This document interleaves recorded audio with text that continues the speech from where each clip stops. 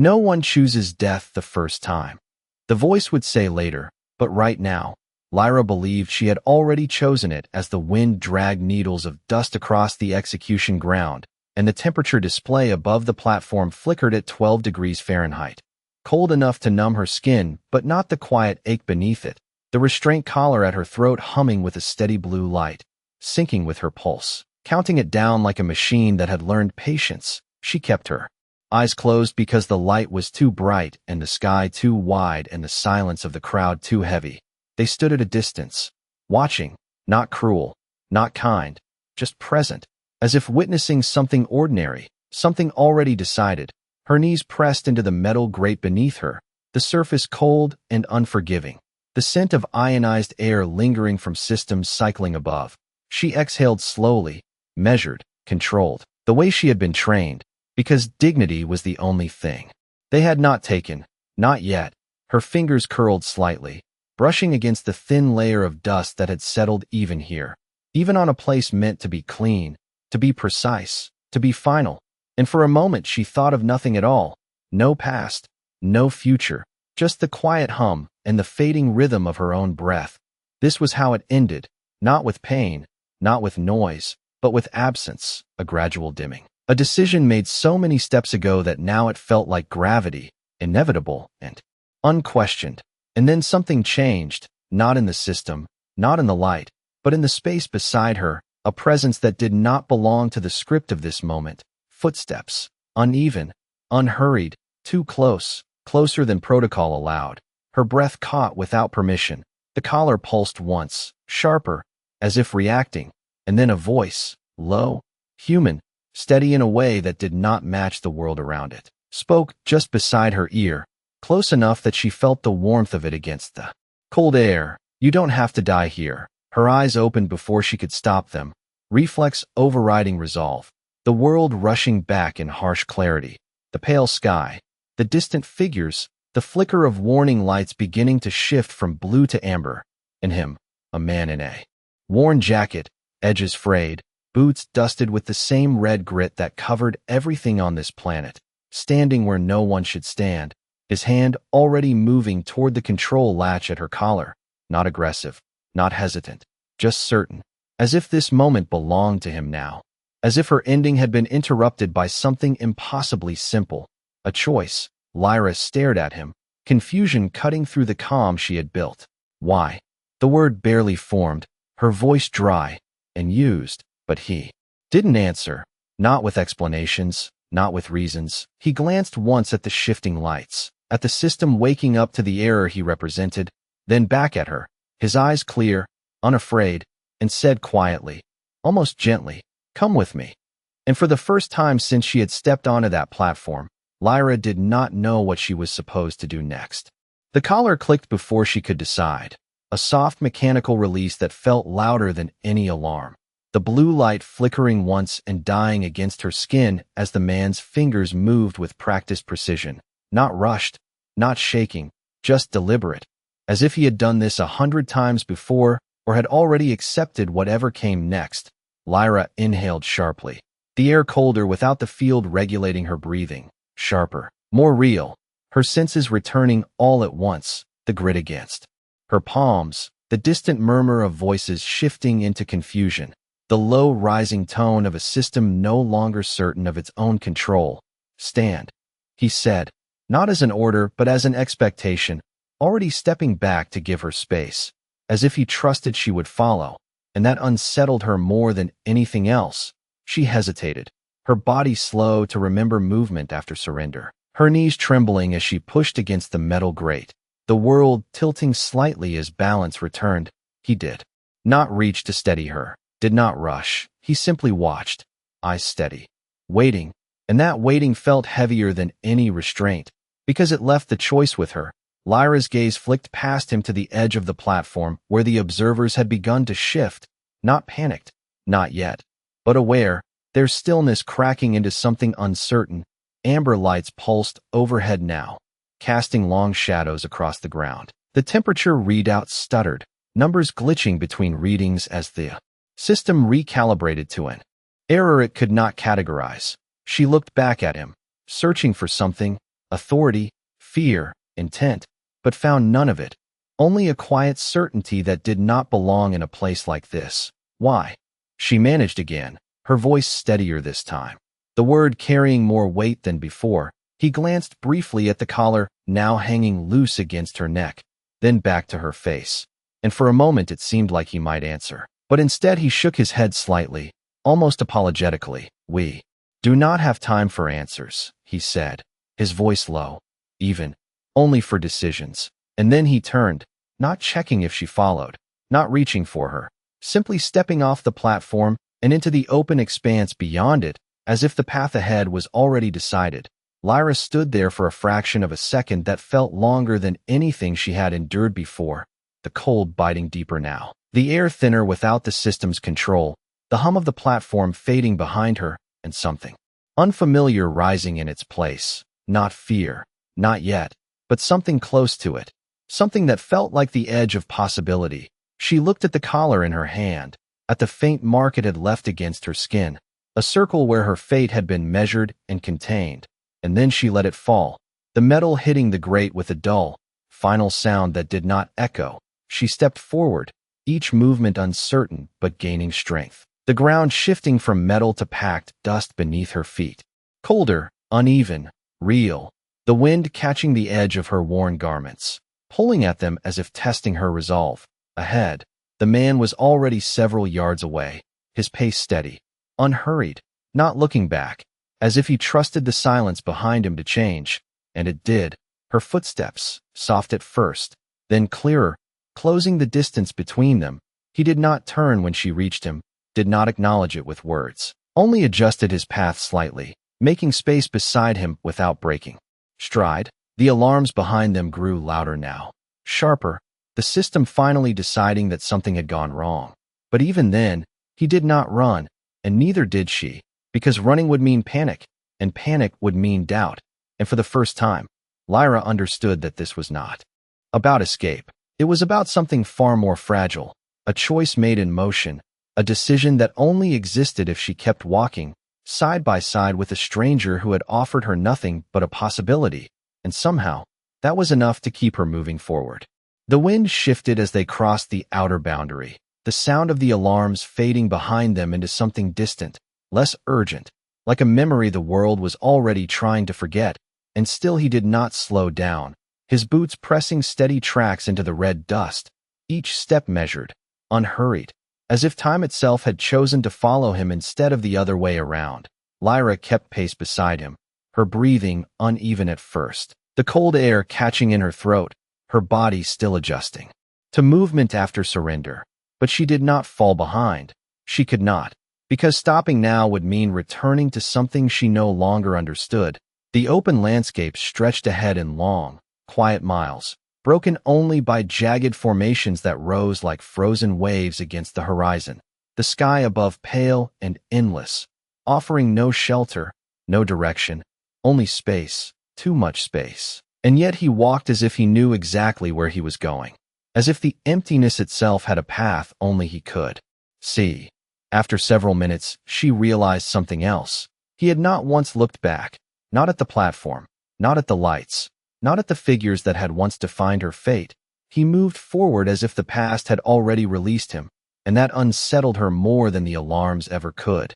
"You should be running," she said finally, her voice steadier now, but still carrying the remnants of disbelief. He glanced at her briefly, not stopping, not breaking stride, just a flicker of attention before returning his gaze to the horizon. "Running means we are being chased," he replied, calm, almost conversational. "Walking means we chose to leave." Lyra frowned slightly, the logic unfamiliar. Her people did not frame survival in terms of choice, only probability, only outcome. And yet something about his words lingered, reshaping the moment into something less like escape and more like departure. She looked down at her hands, flexing her fingers as if confirming they still belonged to her. The faint tremor still there, but fading, replaced by something quieter, something steadier, the sensation of control returning one movement at a time. "You do not even know me," she said after a while, the question pressing against her thoughts, needing form. He exhaled softly, a faint cloud of breath visible in the cold air, I know enough, he answered, and there was no arrogance in it, no assumption, just a simple acceptance that knowledge was not required for the choice he had made. Lyra studied him more closely now, the worn edges of his jacket, the faint scuffs along his boots, the way his hands remained relaxed at his sides, not tense, not ready, just present. There was no visible weapon, no sign of preparation for what they had just done, and that made no sense, because everything about this situation required preparation, required planning, required risk assessment. This was not calculated, she said, more to herself than to him. He allowed a small, almost imperceptible smile to touch the corner of his mouth. No, he said, it was not. They walked in silence for a few more yards, the only sound the crunch of dust beneath their feet and the distant hum of the world continuing without them. Lyra felt something shift again, deeper this time, not in the environment, not in the systems behind them, but within herself, a question forming that she had never needed to ask before. What happens now? She said, the words quiet, uncertain, carrying the weight of something entirely new. He slowed just slightly, not enough to stop, but enough to acknowledge the question, his gaze lifting toward a distant ridge where the land dipped into shadow. Now, he said, his voice steady, grounded in something she could not yet name. You decide what you want to do with the time you did not expect to have. Lyra followed his gaze. The horizon no longer a boundary, but a possibility. And for the first time, the future did not feel like a continuation of what had already been decided. It felt undefined, uncertain, and strangely open. She did not know what to do with that, did not know how to hold it, but she kept walking, because stopping would mean letting it slip away, and she was not ready to lose it yet. The ridge came into view slowly, rising out of the dust like something older than memory, its shadow stretching long across the ground, swallowing the faint warmth that had lingered beneath the pale sun.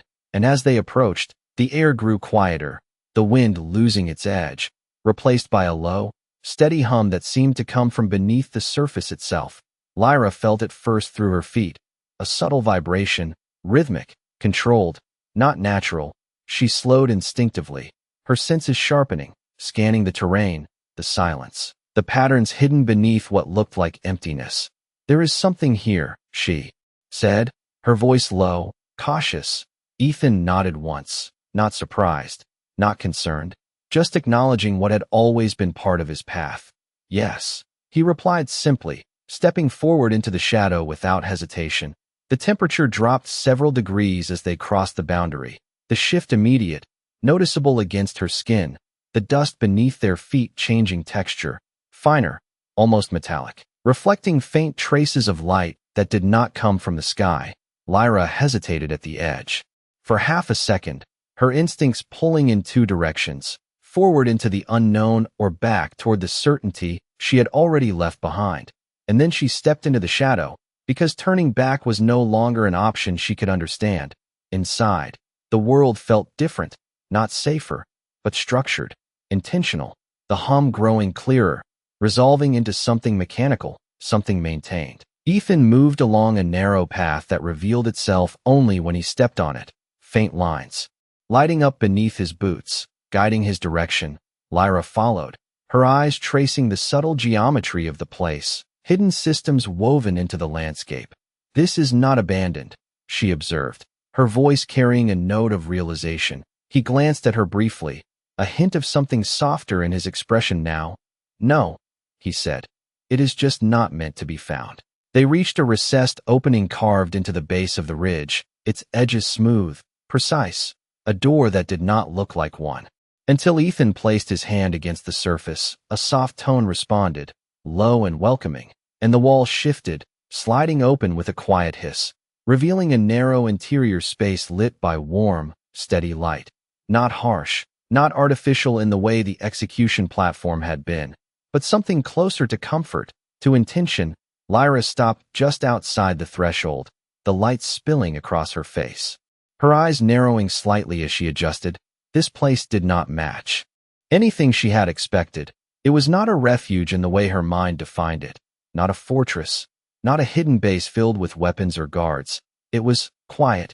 Ethan stepped inside and turned back, not urging her, not calling her forward, just waiting again. the same way he had on the platform, leaving the choice entirely hers. "What is this place?" she asked, her voice softer now, less guarded. He considered the question for a moment, as if weighing the simplest answer. "It is where I go when I do not want to be told who I am supposed to be," he said, and there was something in the way he said it that carried more truth than explanation. Lyra looked past him into the space, the clean lines, the faint hum of systems designed to sustain rather than control, the absence of observation, of judgment, of expectation, and something inside her shifted again, a tension she had not known she carried easing just slightly, not gone, but changed. She stepped forward, crossing the threshold, and the door closed behind her with a soft, final sound that did not trap, did not confine, but simply marked a boundary between what had been and what might be. Inside, the air was warmer, the scent faintly unfamiliar, something like metal and something like earth after rain. Ethan moved toward a small console embedded in the wall, his movements efficient but unhurried, as lights adjusted subtly, responding to their presence. "You can rest here," he said, not as an instruction, but as an offering. Lyra stood in the center of the space, her body still, her mind catching up to the reality of where she was, alive, unbound, and no longer defined by the moment she had left behind. She looked at her hands again, steady now, then at him, the stranger who had not asked anything of her, who had not explained himself, who had simply opened a path and walked it. "And you?" she said quietly, the question forming before she could stop it. "What do you want from me?" Ethan paused, his hand resting lightly on the console, and for the first time since she had met him, he looked directly at her, not as someone observing, not as someone deciding, but as someone present. "Nothing," he said, and the words settled into the space between them, with a weight that was both simple and impossible to understand, because for Lyra, nothing had never felt like something before. Silence settled into the room in a way Lyra had never experienced before, not the forced silence of command or the hollow quiet of resignation, but something softer, something that did not demand anything from her, and that alone made it unfamiliar. She stood there for several seconds, unsure what to do with herself now that no one was watching, no system tracking her vitals, no expectation shaping her next movement. Her instincts searched for structure, for instruction, for a role to fill, but found nothing. Only the faint hum of the space and the steady presence of the man who had brought her here. Ethan moved away from the console and crossed to a small compartment built into the wall, retrieving a folded piece of fabric, simple, worn, but clean. He placed it on a nearby surface without comment. "You are cold," he said, not as an observation meant to provoke a response, but as a fact he had already accounted for. Lyra looked down at herself, noticing the tremor in her hands had returned, subtle but persistent. The absence of the collar had removed more than restraint. It had taken the artificial stability she had relied on without realizing it. She reached for the fabric slowly, as if unsure she was allowed, her fingers brushing the surface, rough but warm compared to the air. She wrapped it around her shoulders, the sensation immediate, grounding, and for a moment she closed her eyes again. But this time not to disappear, only to feel. Ethan watched her briefly, then turned away, giving her space without needing to be asked. He adjusted something along the wall, and the lighting shifted slightly, dimming just enough to soften the edges of the room. Lyra noticed the change, the way the space responded not to command but to comfort, and that confused her more than anything else. "This place adapts," she said quietly, more a realization than a question. Ethan nodded, his back still partially turned. "It listens," he replied. "Not everything needs to be controlled." She absorbed that in silence, the concept unfamiliar. Her people believed that survival required control, precision, certainty, and yet here she was, in a place built on something else entirely, something less rigid, more responsive. She moved slowly through the space, her steps cautious at first, then more certain, tracing the lines of the room, the smooth surfaces, the absence of sharp edges or hidden threats. There were no restraints here, no observation points, no signs of hierarchy, just a space designed to exist. She stopped near a reflective panel, catching a glimpse of herself, and for a moment she did not recognize what she saw, her posture different, her expression unguarded.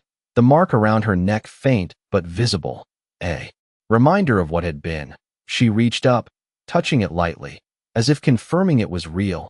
Ethan's voice came from behind her, softer now, less distant. "It will fade," he said, not looking at the mark, but at her reflection. Lyra lowered her hand slowly, her gaze still fixed on the image in front of her. "It should not," she replied, and there was no bitterness in her voice, only truth. "It is part of what happened." Ethan stepped closer, stopping a few feet behind her, close enough to be present, far enough to not intrude.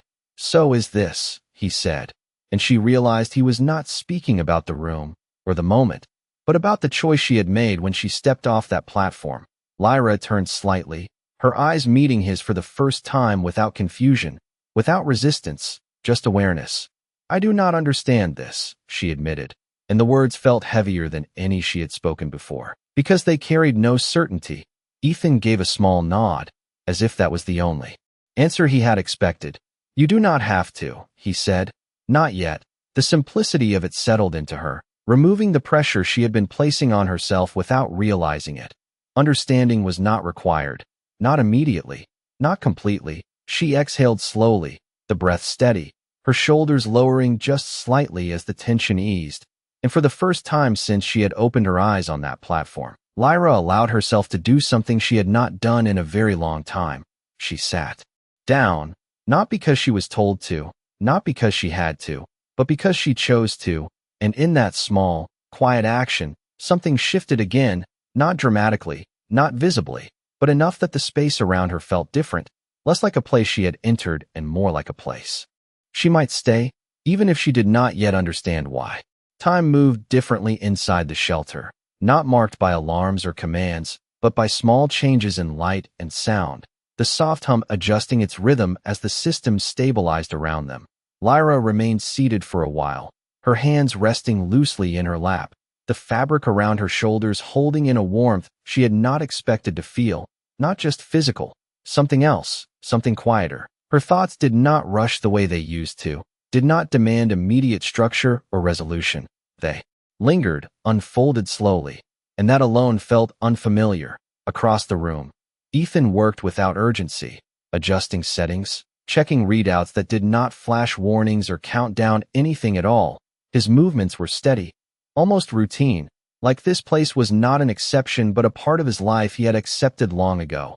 After some time, Lyra stood again, the motion deliberate, her balance steadier now, her body remembering itself without the assistance of external systems. She walked a few steps toward him, stopping just within speaking distance. "They will look for me," she said, not as a warning, but as a fact that had begun to take shape in her mind. Ethan nodded once, his eyes still on the panel in front of him.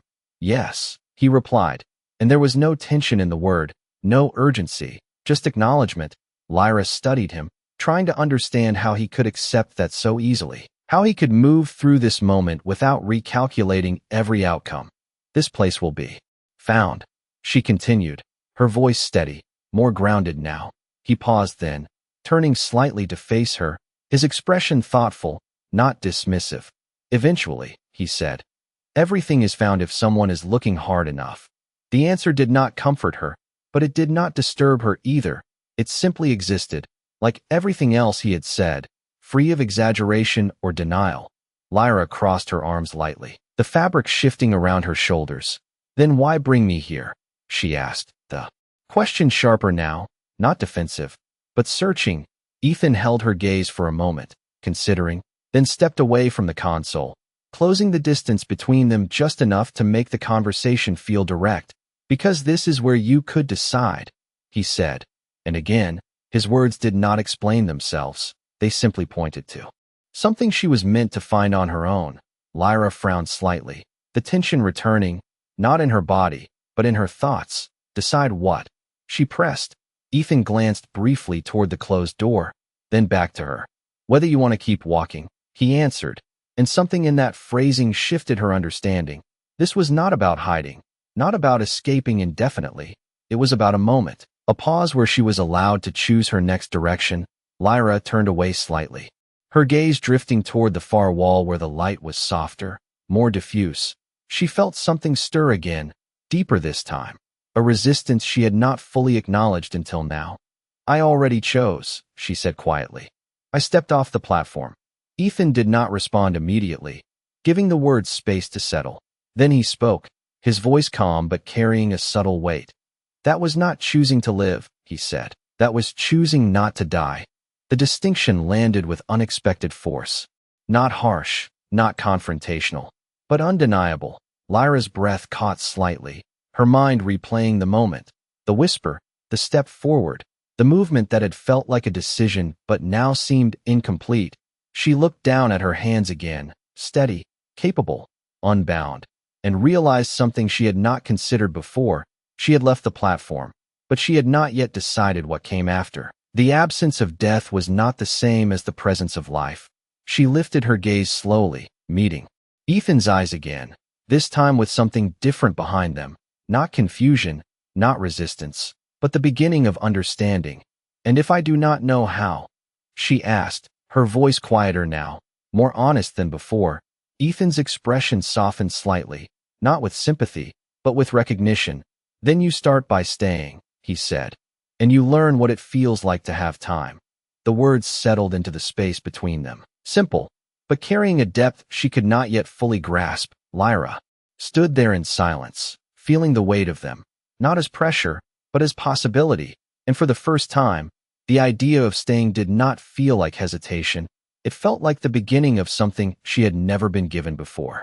The hum changed first, subtle but undeniable, a shift in frequency that Lyra felt more than heard, like the space itself had taken a breath and was holding it. She turned her head slightly, eyes narrowing as her senses adjusted. The system was reacting, not to them, but to something beyond the walls, something approaching. Ethan noticed it too, his posture straightening just a fraction, not alarmed, but attentive, his hand resting lightly against the console as new data scrolled across the surface in soft lines of light. "They found something," Lyra said quietly. Not needing confirmation, Ethan glanced at the readings, then at the door, then back at her. "They found a direction," he corrected, his voice calm. But there was a weight to it now, a recognition that time was no longer entirely theirs. Lyra felt the shift immediately, the fragile stillness of the room tightening, not breaking, but narrowing, the sense of open possibility pulling inward as reality caught up. "Then we leave," she said, the words coming faster than before, sharper, instinctive. The old patterns returning. Ethan did not move, did not reach for the door. Instead, he looked at her, really looked at her, as if measuring something beyond the situation itself. "Do you want to leave?" he asked, and the question stopped her, not because she did not understand it, but because she did, and that made it harder to answer. Lyra's breath caught slightly, her mind racing through outcomes, probabilities, survival paths, everything she had been trained to calculate. But beneath all of that, there was something else now, something quieter, asking a different question entirely. She looked around the room, the soft light, the absence of control, the space that had given her something she had never had before, time. Then back at him, the man who had not asked for anything, who had not told her what to do, who had only given her the option to choose. "I do not know," she admitted, and the words felt heavier than any certainty she had ever spoken. Ethan nodded once, as if that was enough, as if uncertainty was not a weakness but a step. He turned back to the console, his fingers moving across the surface with quiet precision, the hum shifting again, deepening, responding to his input. "Then we do not decide yet," he said, and there was no hesitation in it, no urgency, just a steady acceptance of the moment as it was. Lyra frowned slightly, the tension in her chest easing just enough to let something else take its place, curiosity. "They are coming," she said, softer now, less a warning, more an observation. Ethan glanced over his shoulder, a faint, almost amused expression touching his features. "Yes," he said, "but they are not here." The distinction settled into her slowly, reshaping the urgency she had felt into something less immediate, less overwhelming. The future was approaching, but it had not arrived, and that meant they still had this moment. Lyra exhaled, her shoulders lowering slightly as the pressure eased, not gone, but manageable. She stepped closer to him, her movements more deliberate now, more grounded. "What are you doing?" she asked, watching the patterns of light shift beneath his hands. Ethan did not look away from the console, but his voice carried clearly. "Giving us options," he said, and something about that felt different from everything she had known before. Options, not commands, not outcomes, just possibilities waiting to be chosen. The system responded with a soft tone, the walls around them adjusting subtly, new pathways opening, hidden routes revealing themselves in faint lines of light. Lyra watched, her mind beginning to map what she was seeing, not as a plan, but as a set of choices, each one leading somewhere unknown. And for the first time, that did not feel like a threat. It felt like something else, something she was only just beginning to understand. She looked at Ethan again, her voice quieter now, steadier. "You knew this would happen," she said, not accusing, just recognizing. Ethan paused for a moment, then nodded slightly.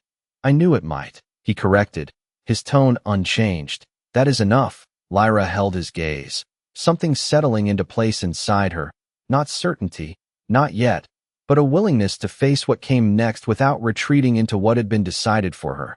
The hum of the room continued, steady, patient, as if waiting with them, and outside, somewhere beyond the ridge, something was drawing closer, but inside, for this moment, Lyra realized something she had not known before. She did not have to be ready. She only had to be willing to choose when the time came. The light along the walls shifted again, softer now, almost dimmed, as if the space itself understood that something larger was approaching, not in sound, not in force, but in presence. Lyra could feel it in the way her chest tightened slightly, in the way her thoughts sharpened without panic, her senses reaching outward beyond the shelter, mapping what she could not see. "They are closer," she said quietly, her voice steady, grounded, no longer driven by fear but by awareness. Ethan did not turn this time, his focus still on the console, the patterns of light beneath his hands becoming more complex, more layered. "Yes," he replied, and there was something final in the word, not an ending, but a transition. Lyra stepped nearer, watching as new pathways formed across the display, branching, overlapping, each one representing a different direction, a different outcome. And for the first time, she understood what he had meant. These were not escape routes. They were choices, real ones, each with its own uncertainty, each requiring something from her. "Which one do we take?"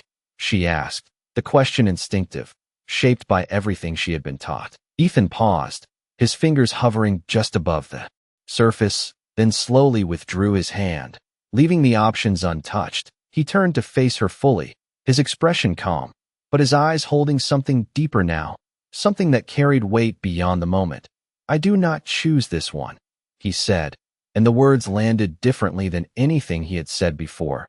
Lyra felt the shift immediately, the responsibility moving, settling somewhere she had not expected. She looked at the display again, the branching paths, the quiet invitation they represented.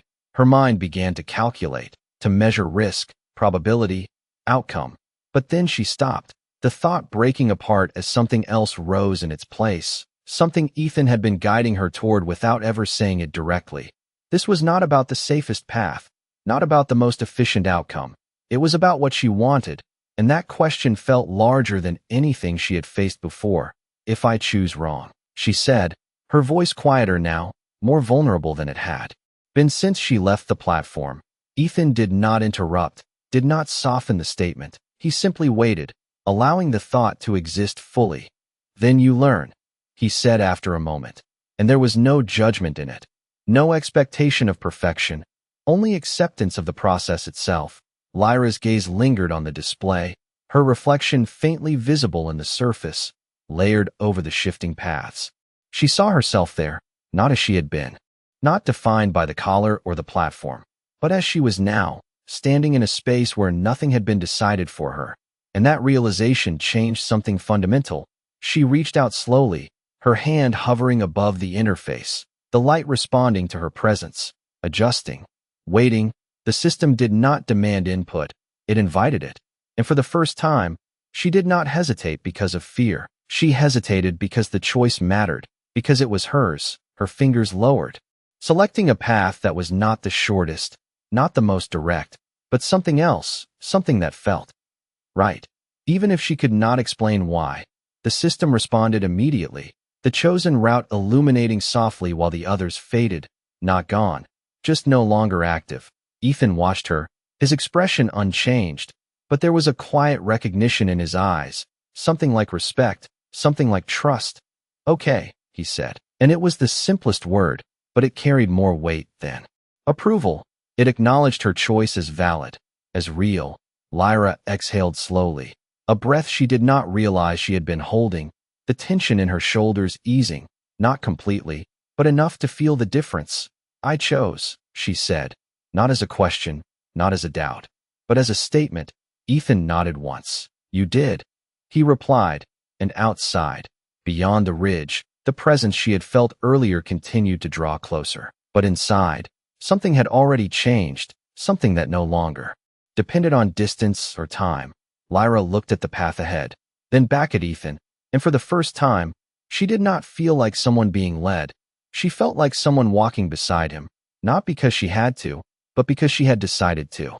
The chosen path lit the room in a quiet glow, guiding them forward as the wall ahead shifted and opened, revealing a narrow corridor that extended into the heart of the ridge, the air inside warmer, steadier, carrying that same faint scent of metal and something softer beneath it. Like earth after rain, Lyra stepped forward first this time, not waiting, not hesitating, her movement deliberate, grounded in the decision she had made. Ethan followed beside her, not leading, not directing, just present, the hum of the shelter adjusting around them as they moved, systems responding to their presence, to her choice. Behind them, the main chamber dimmed, the other paths fading into stillness, not erased, just no longer active. As if the space itself respected the direction she had chosen, the corridor curved gently, the light shifting with each step, subtle changes that felt almost alive. Lyra's senses remained alert, aware of the world beyond the walls, the distant presence still approaching, closer now, but no longer overwhelming. It existed, but it did not define her movement, not anymore. They will reach the outer boundary soon, she said, her voice calm, measured. Ethan nodded slightly, his gaze forward. Yes, he replied, and there was no urgency in it, no push to move faster, because this was no longer about outrunning anything. It was about continuing. Lyra slowed for a moment, her hand brushing lightly against the wall beside her, feeling the smooth surface beneath her fingers, the steady vibration of the systems within. She realized something then, something simple but profound. This place was not protecting her. It was giving her space to become something else, something she had never been allowed to be, herself. The thought settled quietly, not dramatic, not overwhelming, just present. She glanced at Ethan, studying him again, the man who had stepped into her final moment and turned it into something unfinished, something open.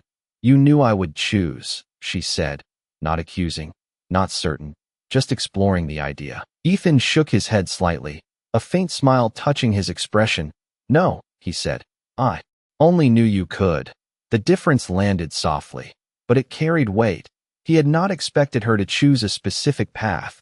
He had only trusted that she would choose something, that she would claim that moment as her own. Lyra looked forward again, the corridor opening slowly into a wider space ahead, light spilling outward, not harsh, not blinding, just enough to reveal what came next without forcing it into clarity. And if I had chosen differently? She asked, her voice quieter now, more reflective. Ethan walked beside her, his pace steady, his presence unchanged. Then we would be walking a different path, he said, and there was no regret in it, no preference, just acceptance of the infinite variations that could have been. Lyra exhaled slowly, the breath steady, her body no longer reacting to every shift in the environment, her mind no longer searching for control. She was moving, simply because she had decided to. The corridor opened fully then, revealing a second exit, narrower than the first, leading out toward a distant horizon where the sky seemed darker, deeper, filled with something she could not yet define. Beyond it, the world continued, unknown, unmeasured, not mapped by anyone's expectations. Lyra stopped at the threshold, not out of hesitation, but out of awareness. This was another boundary, another moment where she could turn, stay, or continue. She looked back once, not at the platform, not at the life she had left, but at the path behind her, the choices that had led her here. And then she looked forward again. The future no longer a continuation of what had been decided for her, but something else entirely. Ethan stood beside her, not speaking, not guiding, just there, as he had been from the beginning. And in that silence, Lyra understood something she had not been able to name before. He had not saved her life. He had given her the space to choose it.